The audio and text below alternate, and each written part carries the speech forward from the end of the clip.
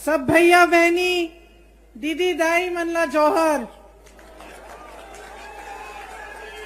श्री भूपेश बघेल जी, सुश्री कुमारी शैलजा जी, श्री चरणदास महंत जी, Shri T.S.. Singhdeo जी, श्री दीपक बैद जी, श्रीमती फूलो देवी नेताम जी, श्री कवासी लकमा जी, श्री राजेश तिवारी जी, श्री लखेश्वर बघेल जी, श्रीमती सुभद्रा सलाम जी, आप सबका भी आज इस सभा में बहुत बहुत स्वागत।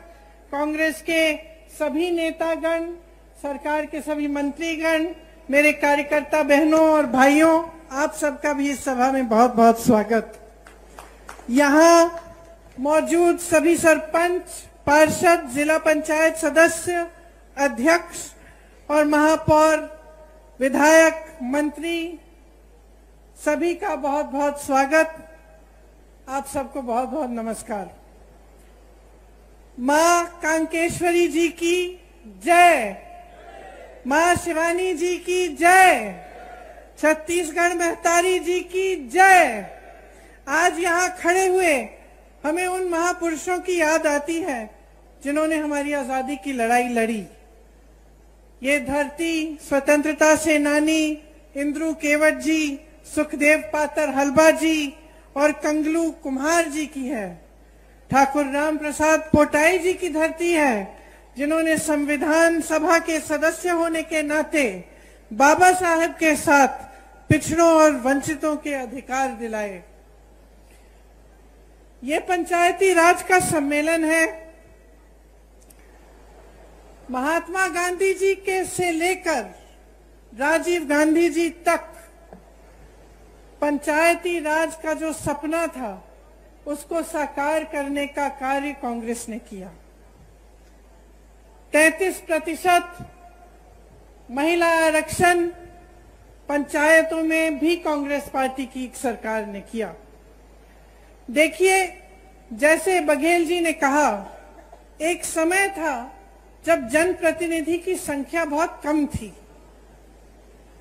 तो उससे क्या होता था कि जितने निर्णय लेने थे वो सब एक जगह केंद्रित हो जाते। वही 5000 लोग पूरे देश के लिए छोटे से बड़ा निर्णय ले सकते थे। तो कई ऐसे कार्य होते थे जिनको होने में बहुत समय लगता था। कई ऐसे कार्य भी होते होंगे जिनकी जरूरत ही नहीं थी। कई ऐसे कार्य होते थे जिनकी जरूरत थी लेकिन समय लगता था। दिल्ली जाना पड़ता था या रायपुर जाना पड़ता था या कहीं और आपके जिले में जाना पड़ता था अगर गांव का कार्य होता था। तो जब पंचायती राज की बात हुई तब मंशा ये थी कि लोकतंत्र को जन जन तक पहुंचना चाहिए। इसका मतलब है कि जो गांव का विकास है, जो गांव का कार्य है, उसका निर्णय गांव में ही होना चाहिए। आज आप सब यहाँ बैठे हैं, आप सब जमीनी लोग हैं। सबसे ज्यादा अच्छी तरह कौन जानता है कि गांव की जरूरतें क्या हैं, गांव के विकास के लिए क्या अच्छा रहेगा, कौन सा काम पहले करना चाहिए, किसकी ज्यादा जरूरत है, ये आप सब जानते हैं और आपसे बढ़कर कोई नहीं जानता। आज आपके हाथों में सत्ता है। आज पैसा सरकार आपके हाथों में भेजती है ताकि आप ये निर्णय ले सकें और गांव में आप खुद काम करा सकें। तो ये छोटी बात नहीं है, बहुत बड़ी बात है कि लोकतंत्र की नींव, इस देश की जितनी भी व्यवस्था है उसकी नींव आज पंचायतों में, गांव में, नगर पालिकाओं में है। तो आपकी जो जिम्मेदारियां हैं वो बहुत बड़ी जिम्मेदारियां हैं और मैं जानती हूं कि इन जिम्मेदारियों को आप बहुत निष्ठा के साथ पूरा करते हैं। यहाँ पे लिखा है छत्तीसगढ़ सरकार भरोसे की सरकार। भरोसा करते हैं आप इस सरकार में? जोर से बोलिए, करते हैं? क्यों करते हैं? हाँ, देखिए, भरोसे को बनने में समय लगता है। भरोसे को बनने में ये होना जरूरी है कि आपको दिखे। आप किसी के साथ दोस्ती भी कर लो, नई नई दोस्ती है, एकदम भरोसा नहीं बनता, समय लगता है। कहीं आपको कोई समस्या आ गई आपके घर में, उस दोस्त ने मदद कर ली तो भरोसा बनना शुरू होता है। कहीं सबने आपके बारे में कुछ गलत कह दिया, वो दोस्त खड़ा हो गया, उसने कहा नहीं वो ऐसा नहीं है, मेरा दोस्त है, तो आपका भरोसा बनता है कि नहीं। तो सरकार के साथ भी अनुभव से ही भरोसा बनता है। और अनुभव किस चीज का होता है? निष्ठा का होता है। आप देखते हैं कि यह सरकार हमारे लिए काम कर रही है। क्या इस सरकार के लिए जनता सर्वोपरि है कि नहीं? क्या इस सरकार में ऐसे मंत्री हैं, ऐसे लोग हैं जो सबसे पहले अपना फायदा देखते हैं या सबसे पहले जनता का फायदा देखते हैं? और जब आपको अपने अनुभव से पता चलता है कि हाँ हमारे गांव में काम हो रहा है, हमारे नगर में काम हो रहा है, प्रदेश का निर्माण हो रहा है, हमारी कोई समस्या होती है उसके हल के लिए कार्य हो रहा है, तभी आपका सरकार में भरोसा बनता है। तो आज अगर छत्तीसगढ़ की कांग्रेस की सरकार में आपका भरोसा है तो ये इस वजह से है कि छत्तीसगढ़ की जो कांग्रेस की सरकार है वो कांग्रेस की एक बहुत पुरानी परंपरा को आगे बढ़ा रही है। कैसे?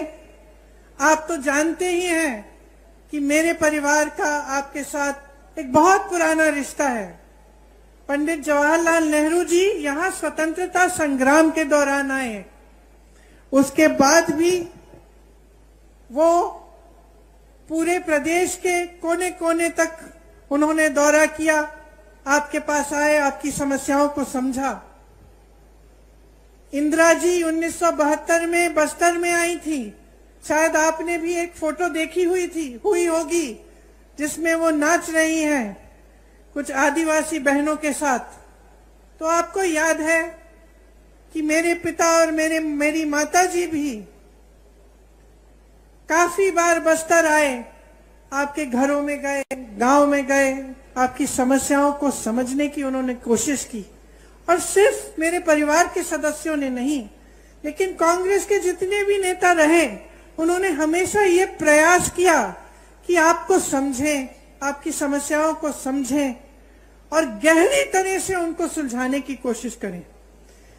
इसीलिए आपका भरोसा, आपका रिश्ता मेरे परिवार के सदस्यों से बना, कांग्रेस पार्टी से बना और आज कांग्रेस की सरकार से बना है। आपको पता नहीं होगा शायद कि जब मेरी दादी इंदिरा जी यहाँ आई थी तब स्वामी आत्मानंद जी से उन्होंने कहा था कि हम यहाँ का विकास कराएंगे और यहाँ के बच्चों को शिक्षित कराएंगे। तो आप ये इस बात का मिसाल कि कांग्रेस पार्टी की पुरानी परंपरा को आज कायम रखने का काम हमारी सरकार कर रही है, यही मिसाल है कि इंदिरा जी ने उस समय कहा था, भूपेश बघेल जी आज कर रहे हैं। स्वामी आत्मानंद जी के नाम से जिले जिले में नए विद्यालय खोले हैं। यहाँ मैं स्टॉल में गई तो मैं कुछ बच्चों से मिली, कितना गर्व होता है, मुझे गर्व होता है, आपको तो और भी गर्व होता होगा कि यहाँ के बच्चे पढ़ाई कर रहे हैं, आगे बढ़ रहे हैं। किसी ने नीट की परीक्षा पास की है, किसी ने जी की परीक्षा पास की है। तो आपको कितना गर्व होगा कि आज जो आपके प्रदेश में सरकार है वो आपको आगे बढ़ाने का काम कर रही है। आज बस्तर एक अंतरराष्ट्रीय नाम बन गया है, ब्रांड बन गया है।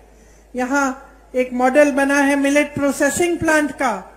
ये एशिया का सबसे बड़ा मिलेट प्रोसेसिंग प्लांट है।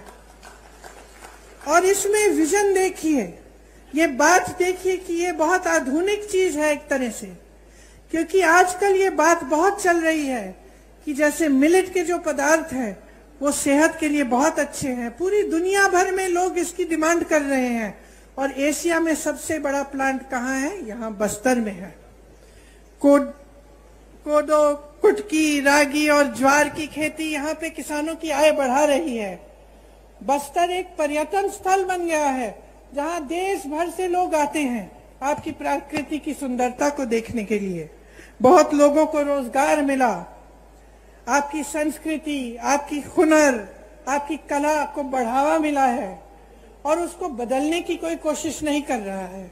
आप पर कोई अपनी संस्कृति को ठोसने की कोई कोशिश नहीं कर रहा है, आप ही की संस्कृति को आगे बढ़ाया जा रहा है। 60 से ज्यादा वन उपज आज समर्थन मूल्य पर खरीदे जा रहे हैं। देश में कुल वन उपज जितने भी हैं, उनमें सबसे ज्यादा योगदान छत्तीसगढ़ से है। लखनपुरी चरामा में रोजगार बनाने के लिए औद्योगिक क्षेत्र विकसित किए गए हैं। तो इतना सारा काम आपके क्षेत्र में हो रहा है। भाजपा के राज में क्या था, मेरे से अच्छी तरह आप जानते हैं। हिंसा का राज था, लोग यहां आने से डरते थे। निर्दोष आदिवासी भाई बहनों को जेल में डाल दिया जाता था। हर तरफ हिंसा, भय और उत्पीड़न था। आज कांग्रेस की सरकार ने खूब परिश्रम करके 5 सालों के अंदर अंदर आपको उस हिंसा की जाल से निकाला है और आपको प्रगति, इसीलिए आज भी उनके गुजर जाने के 30 साल से ज्यादा गुजर गए, लेकिन आज भी आप उनकी याद करते हैं और उन पर आज भी भरोसा है। बघेल जी की सरकार पर भी इसी तरह से आपका भरोसा है, क्योंकि उन्होंने गरीबों के लिए, पिछड़ों के लिए, आदिवासियों के लिए, भाई बहनों के लिए इतना काम करके आपको दिखाया है। आप जानते हैं कि गांव में मनरेगा लाने वाली भी कांग्रेस पार्टी थी और यह आपका सौभाग्य है कि कांग्रेस की सरकार है आपके प्रदेश में, तो इन चीजों पर रोक नहीं है। कल मैं मध्य प्रदेश में थी और मुझे बताया गया कि मध्य प्रदेश में पंचायतों की जो सत्ता है, पंचायतों को जो पैसा मिलता है, उसमें काफी रोक आया है, काफी कम हो चुका है और काफी पंचायतों की शक्ति को कम किया गया है। तो यहाँ कांग्रेस की सरकार है, आपको मजबूत बनाने का काम किया जाता है। हर फैसला आपकी मजबूती के लिए लिया जाता है। आज आपके प्रदेश की चर्चा पूरे देश भर में है। सब छत्तीसगढ़ की तरफ देखते हैं कि कितना काम यहाँ हो रहा है और कितनी तेजी से आप विकसित हो रहे हैं। आपका मान सम्मान देश दुनिया में बढ़ाया गया है।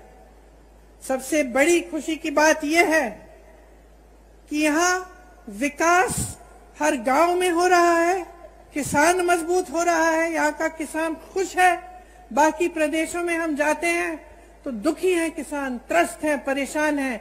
यहाँ आते हैं तो किसान खुश हैं। और जितने भी ये कार्य हो रहे हैं, सबसे बड़ी बात तो ये है और खुशी की बात ये है कि ये स्थानीय निकायों के माध्यम से लागू हो रहे हैं। इसमें धरातल और लोकतंत्र मजबूत हो रहा है। आम जनता के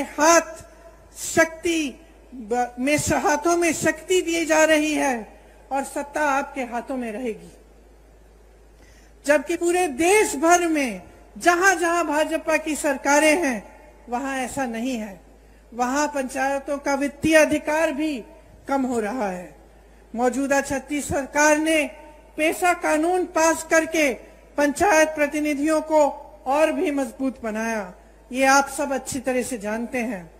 आज यहाँ स्थानीय निकायों के लिए अरबों रुपए का विकास कार्यों का भूमि पूजन और लोकार्पण किया गया है। आप सबको गर्व होना चाहिए कि ये सारा काम आपके प्रदेश में हो रहा है और आप ही के जरिए हो रहा है। देखिए, पंचायत प्रतिनिधियों को वित्तीय अधिकार देकर कांग्रेस ने ये साबित किया है कि असली लोकतंत्र का अर्थ क्या होता है, कि किसी कमरे में बैठे आपके लिए कोई अधिकारी निर्णय नहीं ले रहा है, आप खुद अपने लिए सही निर्णय ले रहे हैं। भाजपा ने क्या किया, इसका एकदम विपरीत किया है। हमारे प्रधानमंत्री जी को देखिए, जैसे बघेल जी ने कहा, देश की सारी संपत्ति अपने अरबपति मित्रों को दे दी। लाखों करोड़ों के इनके कर्ज माफ कर लिए। जब किसानों को के कर्ज को माफ करने की बात उठती है तो कहते हैं कि पैसा नहीं है। यहाँ छत्तीसगढ़ में कांग्रेस की सरकार ने कर्ज माफ करने का काम 24 घंटों के अंदर अंदर किया। इन्होंने क्या किया? प्रधानमंत्री जी अपने लिए दो हवाई जहाज खरीदते हैं। 8,000 करोड़ का एक हवाई जहाज अपने लिए। सुन लीजिए, 20,000 करोड़ का नया संसद बनाते हैं, जबकि एक अच्छा खासा संसद हमारे देश में है। 27,000 करोड़ का एक यशोभूमि नया बड़ा हॉल बनता है, 27,000 करोड़ का। और जब ओपीएस की बात होती है, पेंशन की बात होती है, आप सरकारी कर्मचारी हैं, यहां खड़े हैं, जब आपके पेंशन की बात होती है तो क्या जवाब देते हैं? कहते हैं कि पैसा नहीं है। तो अपनी शान बढ़ाने के लिए, अपनी आन बान शान बढ़ाने के लिए, बड़ी बड़ी इमारतों को बनाने के लिए पैसा है। अपने उद्योगपति दोस्तों के कर्ज माफ करने के लिए पैसा है। अपनी देश की संपत्ति को अपने उद्योगपति दोस्तों को सौंप सकते हैं, लेकिन आपका पेंशन नहीं दे सकते जो आपकी मांग है। आज छत्तीसगढ़ की सरकार आपको पुराना पेंशन दे रही है, क्योंकि जब नियत सही होती है तो जो जनता के लिए अच्छा होता है वो सरकार करती है। देश का किसान आज मात्र 27 रुपए एक दिन में कमाता है। सुन लीजिए, आप यहां किसान बैठे हैं, यहां आपकी सरकार आपकी सहायता करती है, बिजली पानी सुविधाएं आपको मिलती हैं। देश भर में किसानों को मजबूत करने के बजाय किसानों की कमर तोड़ी गई है। आज देश भर में किसान एक दिन में 27 रुपए कमाता है। और अडानी जी जिसका जिक्र आपने किया, बड़े बड़े उद्योगपति कितना कमाते हैं बताओ? 1600 करोड़ रुपए एक दिन में एक आदमी कमा रहा है।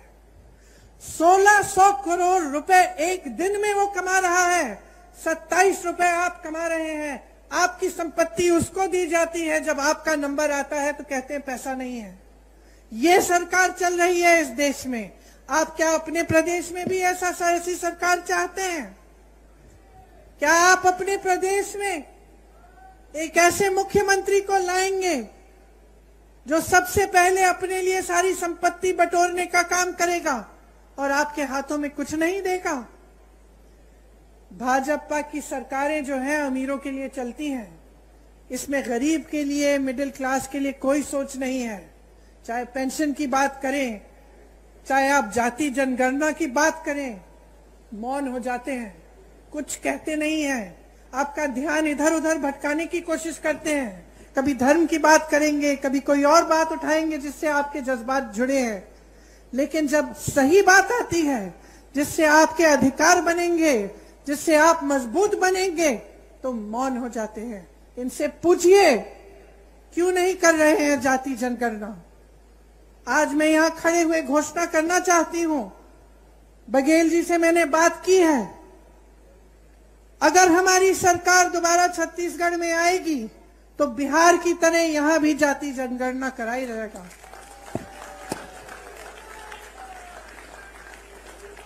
बिहार में आपने देखा है, बिहार में आंकड़े आपने देखे हैं, 84% ओबीसी एससी एसटी के लोग हैं। मैं आपसे आज पूछना चाहती हूं कि बड़े बड़े पोस्ट में, बड़े बड़े अधिकारियों के जहां जहां सत्ता है, वहां क्या 84% ओबीसी एससी एसटी के लोग हैं? जवाब दीजिए, हैं? क्या उनका अधिकार नहीं है? तो जाति जनगणना क्यों नहीं हो सकती? होनी चाहिए। देखिए, जब आपकी काम की बात होती है ये लोग मौन हो जाते हैं, या फिर जैसे मैंने कहा आपका ध्यान कहीं और भटकाने की कोशिश करते हैं। इन्होंने जितनी महंगाई इस देश में बढ़ाई है, वो मेरी बहनें जो यहां बैठी हैं वो बहुत अच्छी तरह समझती हैं, क्योंकि पूरे समाज परिवार का बोझ उठाती हैं। आप चाहती हैं कि आपके बच्चे बड़े हों, पढ़े लिखें। जब आप स्कूल की फीस भरने जाती है कितनी मुश्किल होती है आपके लिए, जब आपको उनकी वर्दी खरीदनी पड़ती है, उनकी किताबें खरीदनी पड़ती हैं, उनके लिए कोई नए कपड़े लेने पड़ते हैं, जूते लेने पड़ते हैं, सब पे जीएसटी टैक्स लग जाता है। सब पे केंद्र सरकार ने टैक्स लगाया है और उसका दाम बढ़ा दिया है। टैक्स आप दे रहे हैं और मौज उनके उद्योगपति दोस्त कर रहे हैं। हर चीज पे टैक्स लग रहा है, कपड़ों पे, बर्तनों पे। जो आप जाके आप सब्जियां खरीदते हैं वो भी महंगी हो गई हैं, तेल महंगी हो गई है।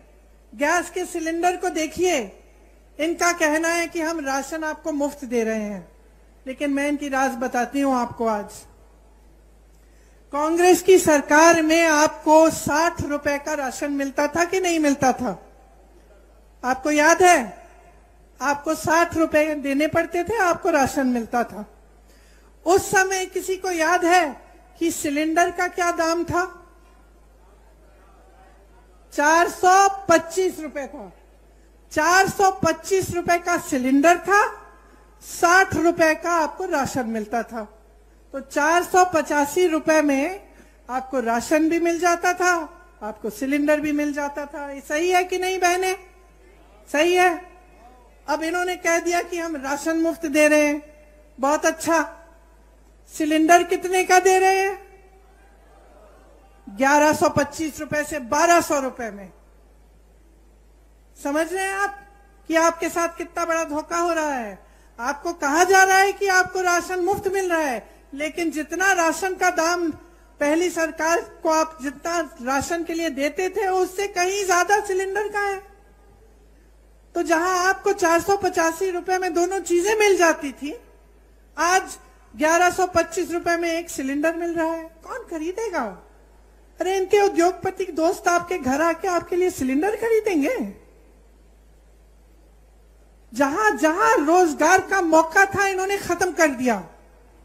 नौकरियां मिलती थी, रोजगार मिलता था पीएसयू से। इसीलिए पंडित जवाहरलाल नेहरू का जो नजरिया था उस समय कि बड़े बड़े पीएसयू बनाए ताकि जनता को रोजगार मिले, आज वो पीएसयू बिक गए हैं, निजी बन गए हैं।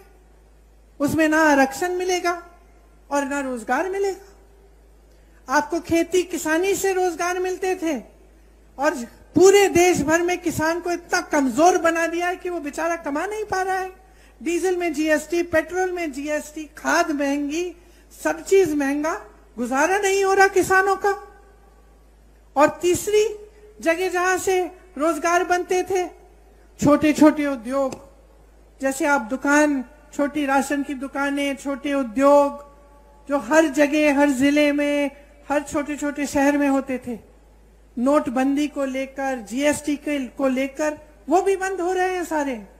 तो रोजगार देंगे कहां से ये लोग? इनको कोई दिलचस्पी नहीं है आपकी भलाई में। ये सिर्फ चाहते हैं कि सारी देश की संपत्ति इनके बड़े बड़े उद्योगपति दोस्तों को मिल जाए ताकि उनके जरिए उनकी पार्टी में डाला जाए और चुनाव पे वो पैसे फेंक फेंक के चुनाव जीत सके। ये उनका मकसद है, सत्ता में रहना। और जो नेता सिर्फ सत्ता में रहना चाहता है और वो ये नहीं समझता कि सत्ता देने वाली पब्लिक है, तो वो नेता पब्लिक की भलाई कभी नहीं कर सकता।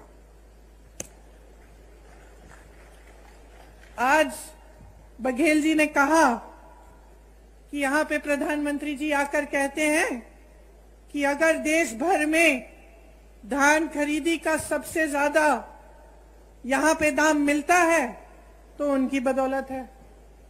अब बताइए, ये जब प्रदेश सरकार काम करती है तो उसका श्रेय भी लेना चाहते हैं, इससे उनकी नीयत दिखती है। मैं उत्तर प्रदेश से आती हूं, मैं इनसे पूछना चाहती हूं, बनारस में धान खरीद का क्या दाम है? बनारस तो इन्हीं की जगह है, वहीं से चुनाव लड़ते हैं। क्या वहां पे दे रहे हैं जितना यहां छत्तीसगढ़ में मिल रहा है आपको धान के लिए? मैं पूछना चाहती हूं कि उत्तर प्रदेश में 1200-1400 का दाम क्यों मिल रहा है? फिर अगर आप ही देने वाले हैं तो सबसे पहले तो अपनी जगह दीजिए ना बनारस में। जगह जगह जाके प्रधानमंत्री जी कहते हैं कि मेरा गारंटी, मोदी का गारंटी।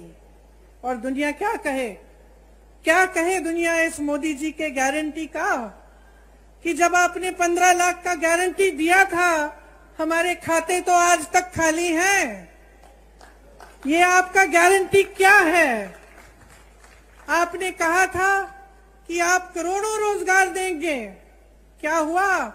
तमाम नौजवान बेरोजगार खड़े हैं आपके केंद्र सरकार में, इतने पद खाली हैं, आपने भरे ही नहीं।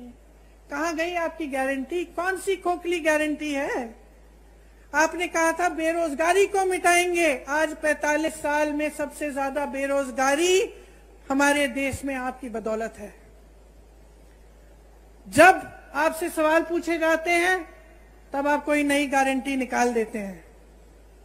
ये ऐसी बात है कि आप जब दुकान में जाते हैं और कुछ खरीदते हैं, दुकानदार आपको चाइना माल दे देता है, कहता है कि इसकी 10 साल की गारंटी है, घर जाते हो 10 दिन में टूट जाता है।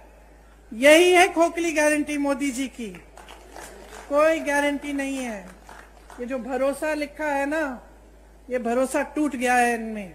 पूरा देश देख रहा है, आपका प्रदेश देख रहा है, देश देख रहा है कि जो मुंह से निकलता है वो जमीन पे काम कभी उतरता नहीं है इनका। कुछ कुछ कहते रहते हैं, लेकिन जब कार्य करने का काम होता है, विकास करने का काम होता है, तो क्या होता है? बड़ी बड़ी इमारतें बनती हैं, नया संसद बन रहा है 20,000 करोड़ का, हॉल बन रहे हैं 27,000 करोड़ के, लेकिन आपका विकास नहीं हो रहा है। आपके पैसे, आपकी संपत्ति आपसे छीनी जा रही है, गरीबों से छीन कर अमीरों को दी जा रही है, बड़े बड़े उद्योगपतियों को सींचा जा रहा है, और ये आपकी संपत्ति है। इसलिए आज यहां खड़े होकर मैं आपसे कहना चाहती हूं कि एकदम जागरूक बन जाओ।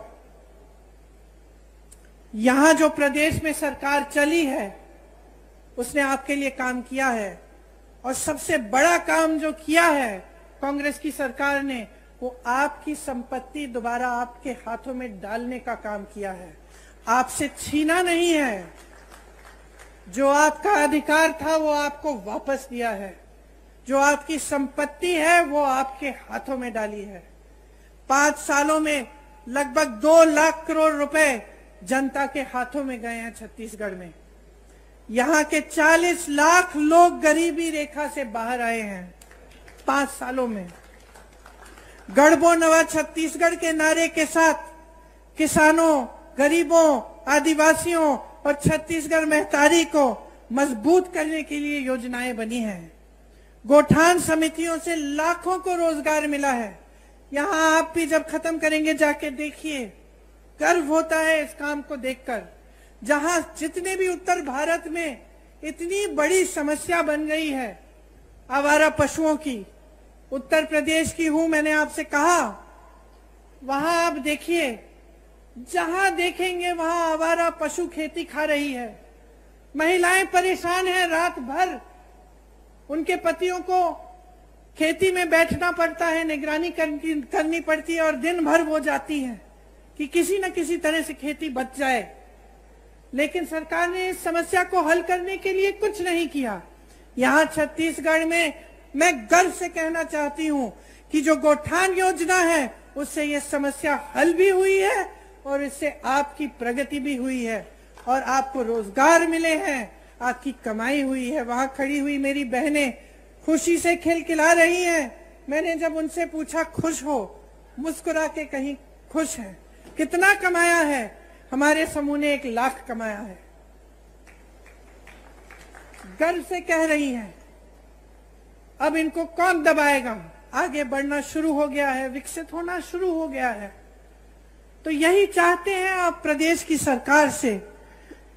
खेती में देखिए, जैसे मैंने कहा, देश भर में किसान त्रस्त है, परेशान है, लेकिन यहाँ पे किसान खुश क्यों है? उसका कर्ज माफ किया गया, उसको सुविधाएं दी गई, धान के खरीद के जो दाम है सबसे ज्यादा है, तो खुश क्यों नहीं होगा? ये एकमात्र प्रदेश है पूरे देश में जहां लोग किसानी का काम करना चाह रहे हैं, नए रोजगार बन रहे हैं इसके द्वारा।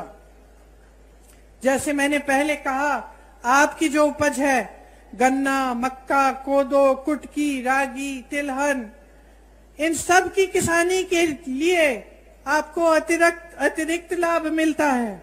गाय, गांव, गोठान द्वारा किसानों की मदद हो रही है।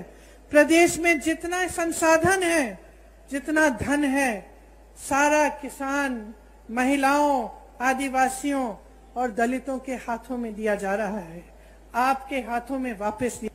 भूमिहीन कृषि मजदूरों को सालाना गोबर की खरीद अब तक 425 करोड़ का भुगतान इसमें हुआ है। आप सोचिए कितना लाभ हो रहा है आपका।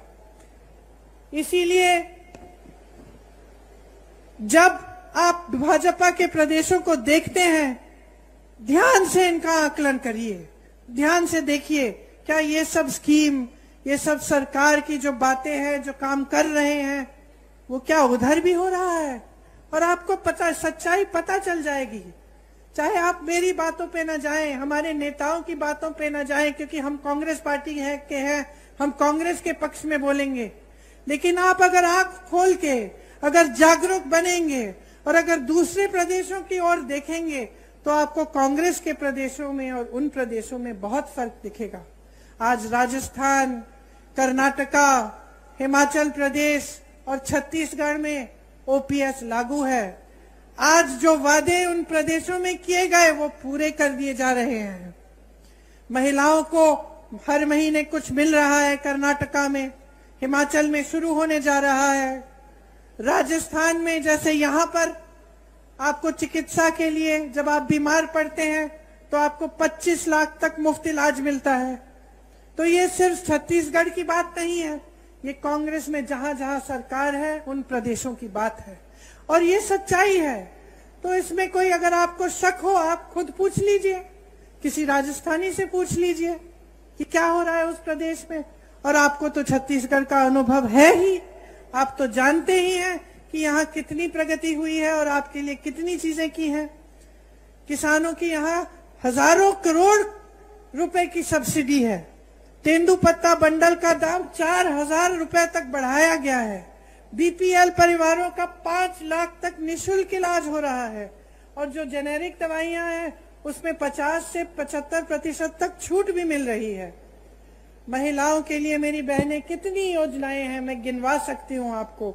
आंगनवाड़ी कार्यकर्ता का मानदेय बढ़ाया, 10,000 रुपए किया, सहायिका का 5,000 रुपए किया, मिनी आंगनवाड़ी को 7,500 रुपए किया, मितानिन बहनों को भी 2,200 का रुपए अतिरिक्त मिल रहे हैं। दाई दीदी क्लिनिक बनी महिलाओं के लिए, आपसे ही संचालित है। कितना अच्छा लगता है ये देखकर कि आप खुद इन क्लिनिकों का संचालन कर रही हैं और आप ही का लाभ हो रहा है। सरकारी कॉलेजों में लड़कियों को स्नातक तक मुफ्त शिक्षा मिल रही है। इतना अच्छा लगता है। यहाँ मेरी छोटी बेटियां खड़ी हैं जो इंग्लिश में बोल रही हैं, जो कह रही हैं कि मैं बड़ी होकर डॉक्टर बनूंगी, मैं बड़ी होकर कलेक्टर बनूंगी। स्वामी आत्मानंद स्कूल की बात की हमने, जिनके बारे में आदिवासी बच्चियों की शिक्षा के लिए इंदिरा जी ने बोला था, बघेल जी ने वो सपना साकार किया। ऐसी 50% महिलाओं के लिए उसमें आरक्षण है। स्वयं सहायता समूह का करोड़ों का कर्ज माफ किया और करोड़ों की कमाई भी होगी जब इस तरह के कार्य किए जाते हैं उनके लिए। तो इस तरह की तमाम स्कीमें हैं जो सिर्फ आपके लिए, आपके हाथों में सत्ता, आपके हाथों में आपकी संपत्ति देने के लिए बनाई जा रही हैं। मैं गर्व से आज एक और घोषणा करना चाहती हूं कि अगर हमारी सरकार फिर से प्रदेश में आएगी तो 10 लाख आवास गरीबों को दिए जाएंगे।